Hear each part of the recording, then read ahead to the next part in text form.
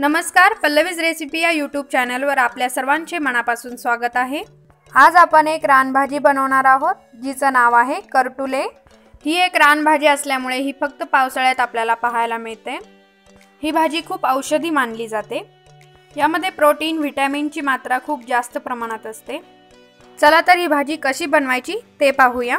त्यासाठी इथे मी घेतले आहे करटुले 250 ग्रॅम। करटुल्यांना मुळातच खूप छान टेस्ट असते, त्यामुळे याची भाजी सुद्धा खूप छान लागते। इथे तुम्ही पाहू शकता करटुल्यावरील आवरण हे आपल्याला काटेरी असे दिसत आहे, पण हे खूप वेलवेटी आहे। आता हे करटुले आपल्याला 2 ते 3 वेळा स्वच्छ पाण्याने धुवून घ्यायचे आहे, कारण ही जंगली भाजी असल्यामुळे यावर खूप माती असते। हे पहा, इथे 2 ते 3 वेळा मी करटुले छान धुवून घेतलेले आहे। आता ते आपल्याला अशा पद्धतीने कापून घ्यायचे आहेत। यातील बिया ज्या आहेत त्या निब्बर असल्या तर त्या काढून घ्यायच्या आहेत, त्या भाजीमध्ये आपल्याला टाकायच्या नाही।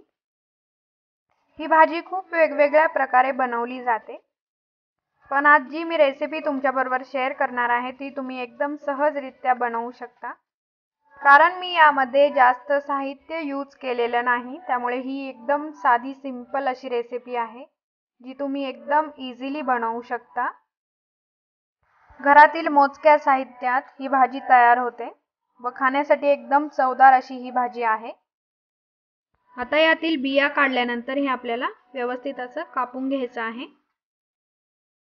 हे करटुले तुम्ही जसे हवे तसे कट करू शकता। मी इथे बारीक चॉप करून घेतलेले आहे।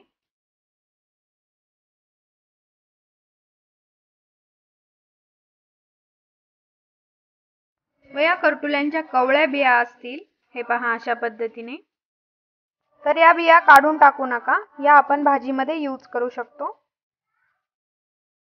सर्व करटुले आपल्याला अशाच पद्धतीने कापून घ्यायचे आहेत। प्रत्येक ठिकाणी याला वेगवेगळं नाव आहे। आमच्या भागात याला करटुले असे म्हणतात। तुमच्या इकडे याला काय म्हणतात हे मला तुम्ही कमेंट सेक्शन मध्ये नक्की कळवा। या करटुल्यांमध्ये आपल्याला कांदाही घालायचा आहे। त्यासाठी इथे मी मीडियम साइजचे 2 कांदे घेतलेले आहे, ते आपल्याला रफली चॉप करून घ्यायचे आहेत।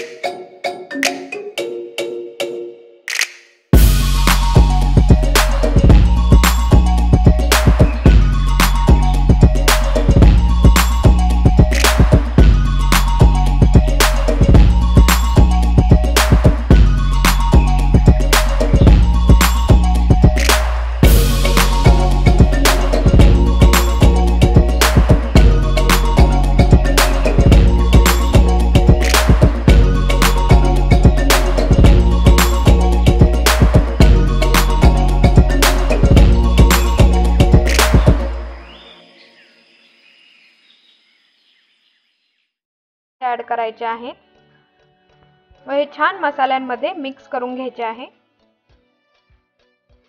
आणि जसं मी तुम्हाला सांगितलं, करटुल्यांना मुळातच खूप छान चव असते। त्याची चव इथे बिघडू नये म्हणून मी यामध्ये अजून दुसरं काहीही ऍड करणार नाही। करटुले हे आपल्याला वाफेवर शिजवून घ्यायचे आहेत। त्यासाठी इथे मी फक्त एक पाण्याचा शिपका दिलेला आहे। याच्यावरच आपल्याला हे करटुले शिजवायचे आहेत।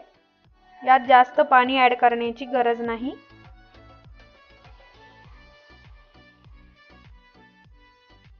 सर्व व्यवस्थित मिक्स केल्यानंतर यावर झाकण ठेवून आपल्याला हे वाफेवर शिजवून द्यायचं आहे।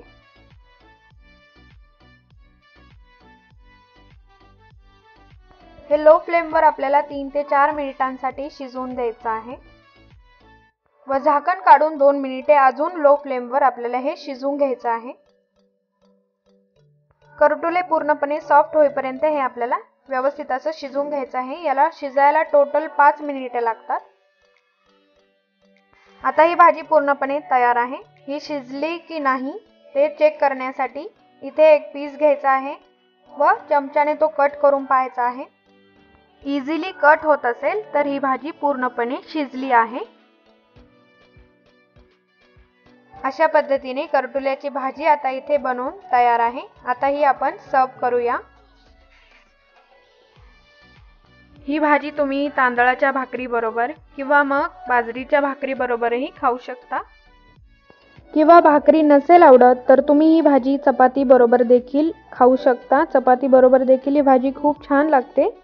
आयुर्वेदामध्ये या भाजीला खूप महत्त्व आहे, त्यामुळे ही भाजी तुम्हाला जिथे मिळेल तिथून आणा व नक्की बनवून पहा। आशा करते तुम्हाला माझी साधी सिंपल रेसिपी नक्की आवडली असेल। आवडल्यास लाईक करा, शेअर करा आणि चॅनलला सबस्क्राइब केल्याशिवाय जाऊ नका। पुन्हा भेटू एका नवीन रेसिपीसह। तोपर्यंत पाहत रहा पल्लवीज रेसिपी।